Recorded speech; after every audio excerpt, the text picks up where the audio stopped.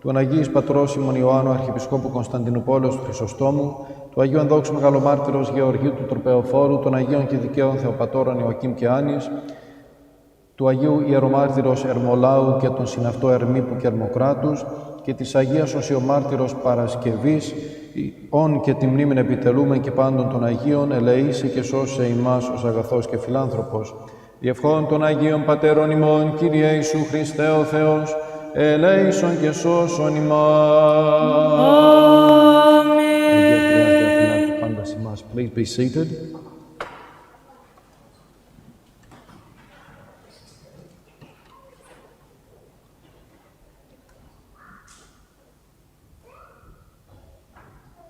Brothers and sisters, in today's Gospel reading, we observe a certain reaction against Jesus' actions.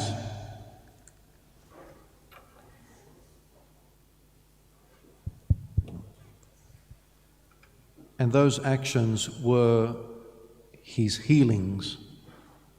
We hear that he healed at that specific place 2 blind men and a number of other people, some of whom were considered to have had demons. Now, I've explained this before, and I suppose I always have to make this disclaimer these days, that there's a broader definition of the word demon, and that could include both spirit or inner state or attitude or other pathologies, including some conditions. But the point I'd like to focus on today is the reaction he got. So we hear that a group of people, the Pharisees, and that group of people was a religious order, a religious group, commented, he is removing the demons through the prince of demons. In other words, this man's not from God. This man is not healing through God, but he's doing the healing through the prince of demons. Such was their hard-heartedness, that right in front of their eyes, people are being healed, and while many other people were expressing awe and gratitude and what blessing has come upon them and their people, these people reacted negatively. Why? The first problem is that they were already made up in their mind. They had already made up their mind about Jesus way before these miracles and signs. They, as a religious group, had a certain high standing in society of that time, in Jewish society of that time. And they were very well respected. And as Jesus describes in another part of the Gospel, they would enjoy the salutations of the people in public. They would enjoy being placed in seats of honor in public gatherings. They had high esteem. And yet this person, Jesus, was not a Pharisee, was not rich, had no reputation. Where did this guy come from suddenly? No formal training, no qualifications, not part of our group. and they had already made up their mind he must be some sort of imposter, some sort of magician maybe. And therefore it explains their words. He's casting out the demons through the prince of demons.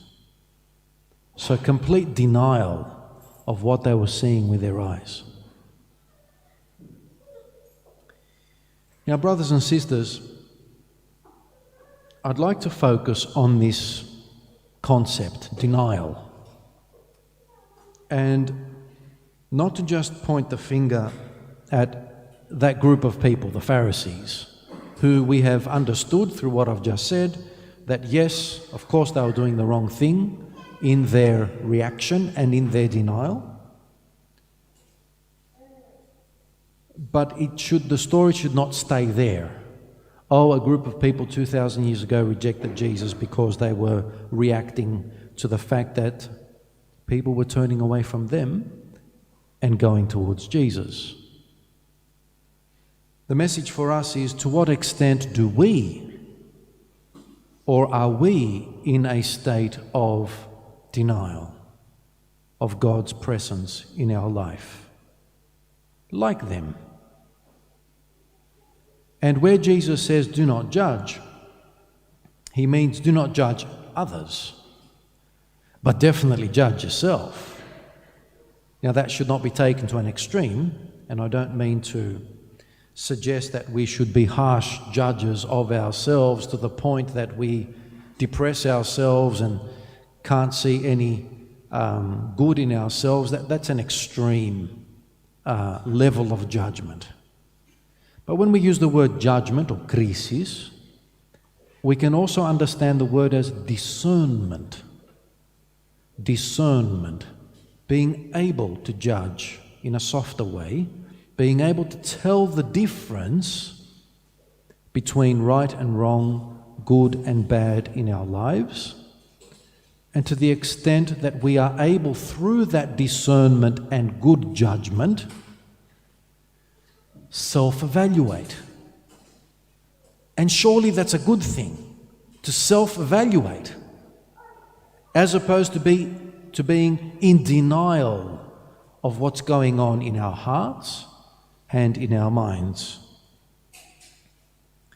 Because if we have no understanding of what's going on in our soul, then we can make no improvement.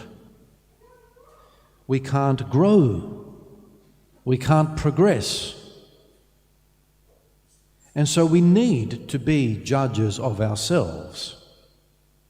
And every time we see examples of judgment in the Bible, we should not point the finger. Oh, the Pharisees didn't accept Jesus. Well, what about us? And we will see what great benefit we will have when we turn the microscope towards us and our hearts, as opposed to the microscope on other people. Now, of course, Jesus responds to the criticism, and in another part of the gospel, he says, how can a demon be cast out through the demons? A kingdom that is set against itself cannot stand. In other words, if the demons were at civil war, they wouldn't be able to achieve what they wanted to achieve.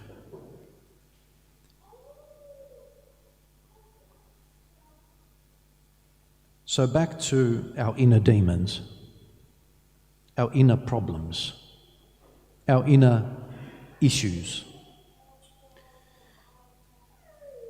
Before I go deeper into the question of denial, I'd like to discern and delineate and separate and draw the line between good, healthy doubt and questioning versus denial.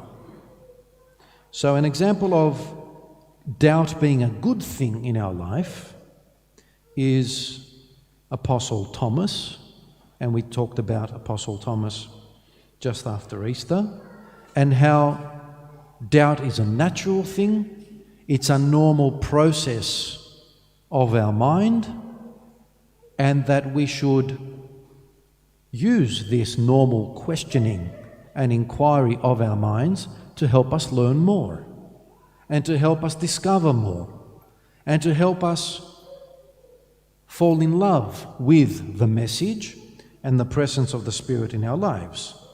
Doubt can be a good thing if it is the path through which we find God. So that's doubt as a good thing. Back to denial.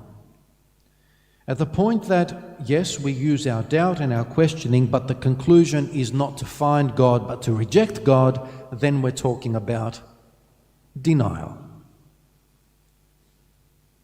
and a rejection of God.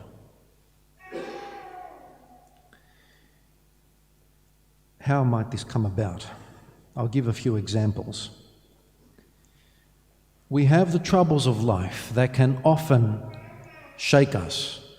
We might have sickness, we might have illness, we might have death in our family, we might have financial troubles, we might have relationship troubles, and all these problems in life, once again, can either be a path to finding our way and becoming stronger and becoming more spiritual, or it can go the other way, and that is to give up and to lose faith and to lose hope and to lose purpose and direction. So, dear friends, the basic Christian understanding of the problems of life is that they should become a method, a means, the path to our betterment and improvement.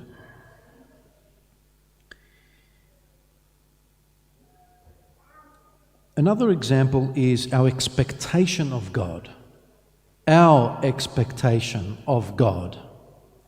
You see, we like to box God into our perspective. We want God to do our thing. We want God to make other people think like us, or God, help that person find the light.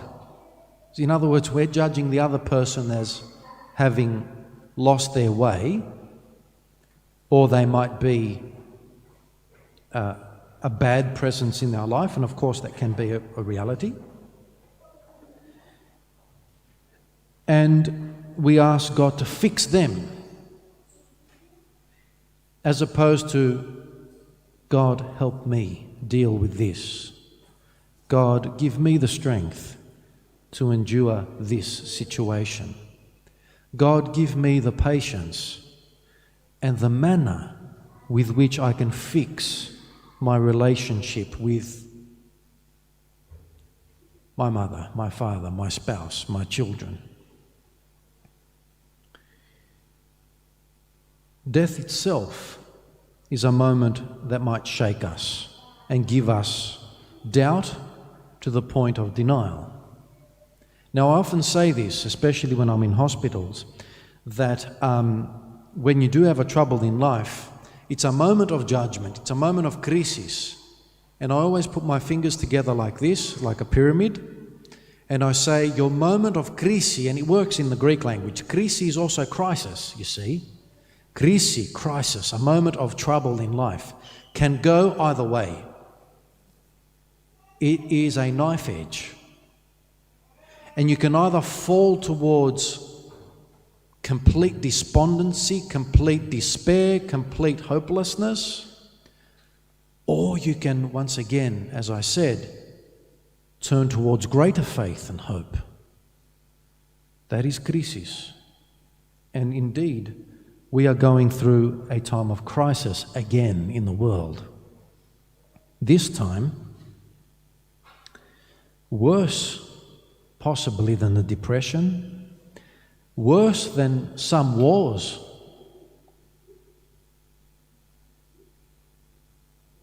And definitely worse than the GFC from 2008.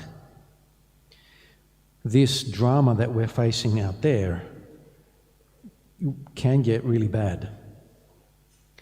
I'm talking about not only from a health point of view in terms of the virus and how many people might get the virus, but all the other implications. And I have seen as a priest, and this was said straight up by some very smart commentators earlier on in the year, that this isolation itself is going to be a problem. And there are many people who, in their isolation, and I am thankful for the families who have stuck together and have supported each other and the elderly in their families.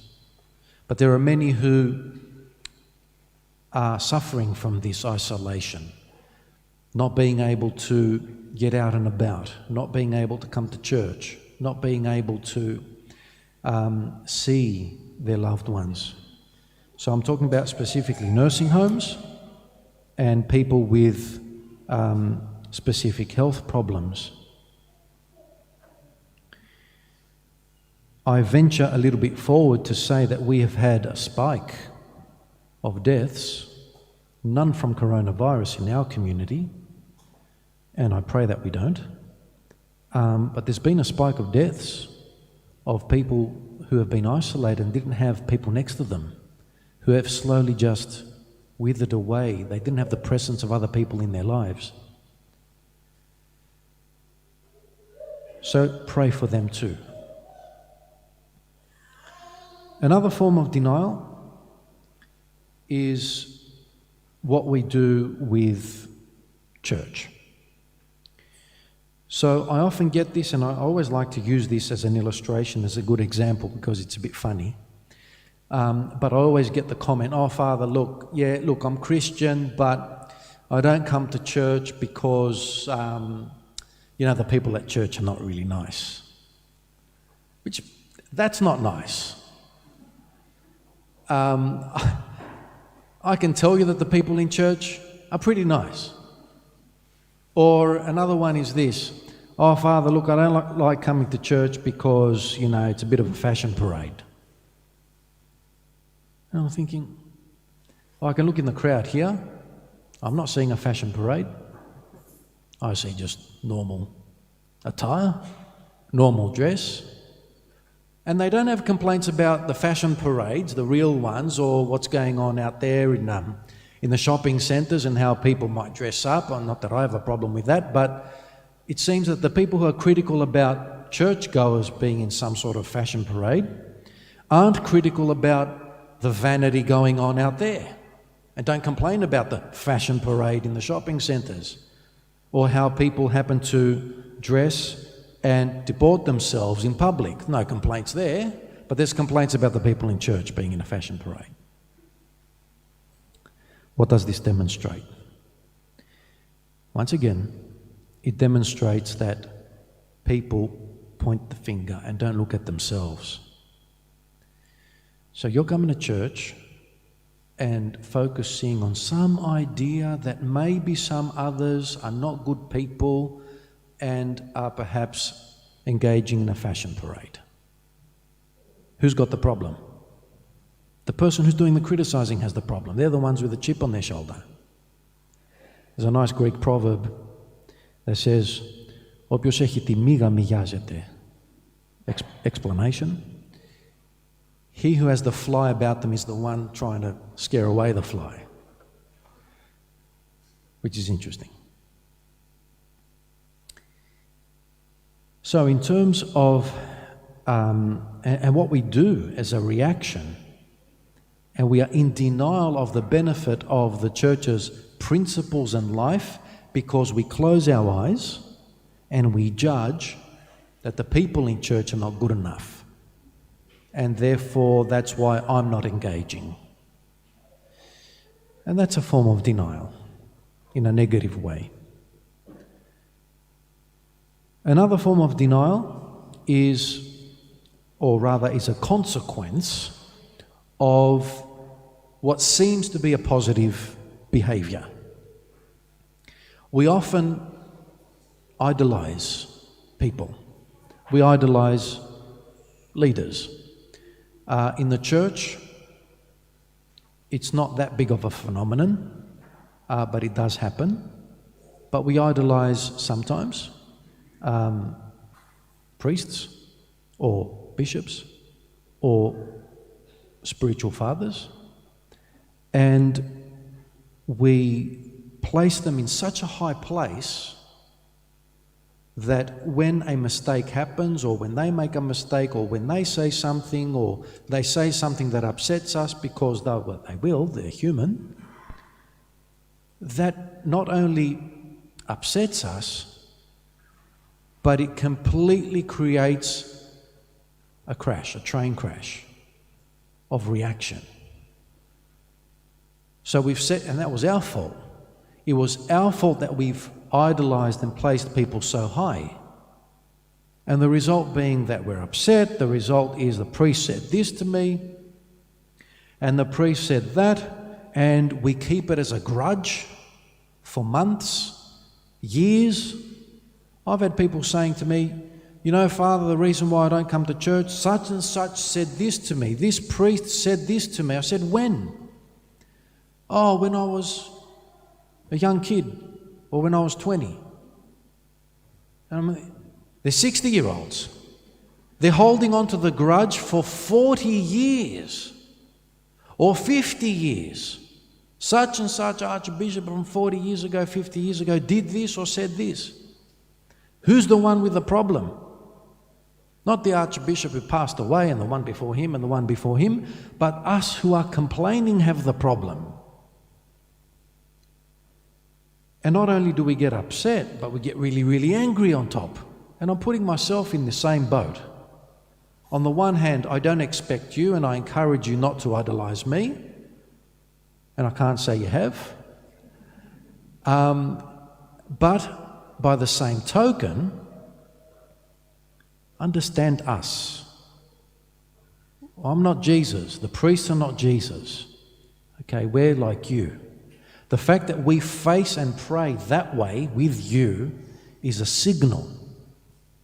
We only face you, the priests only face you in church when we have to do a sermon and when we have to read out the gospel and say a number of short benedictions or blessings. 98% of the time we are facing God with you, i.e. we are not God's representative to you, but we are your representative to God.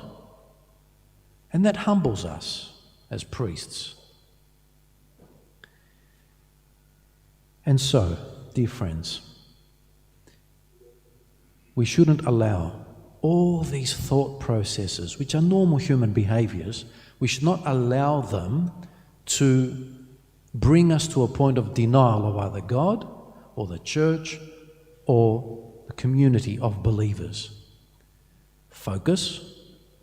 Think of ourselves, focus on our improvement, and you will see the beautiful results that will come of it just naturally. Amen. Announcements. Our Greek language school lessons have resumed. So that is every weekday, afternoon. So please spread the word about the Greek language school. Our Mothers and Babies Playgroup has also resumed, and that is on Wednesdays at 10 a.m. to 12 midday.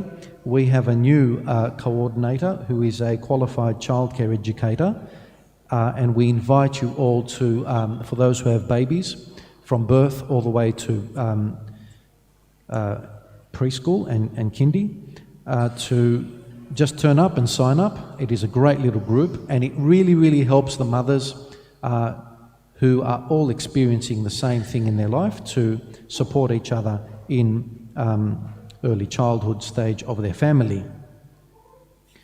Orthodox scripture lessons are resuming this week in our public schools, and we're very thankful for the fact that we can even do that, and that would be in term 3. Our Sunday school has resumed today and will continue Sunday by Sunday, unless the coronavirus situation goes further backwards, upon which stay tuned to our announcements and notifications. Also, we are organising a working bee this Saturday, 1st of August, from 10 a.m. for as long as you can stay. Do bring your own gloves, mask, cloths, furniture, oil, and a good attitude. And that is a great way of giving back and supporting the church. We do sanitize the church every time we have a service, but it's good because our cleaning staff have to focus on that. It is just good every now and then to have a working bee anyway, and to do things which our cleaners don't get to do. And that is mainly furniture polishing, you know, the wood, and so on. It's just fun to be with other people and do this working bee. So if you can, that's this Saturday, 1st of August, 10 a.m. Do ring the office so that we know that you're coming, so that we can just sort of make sure that we are socially distanced in the way we organise it. Now, remain seated. You will come up row by row. The Andidoro will be on either side and the Kinonia will be in the middle. And we'll go with this until further notice.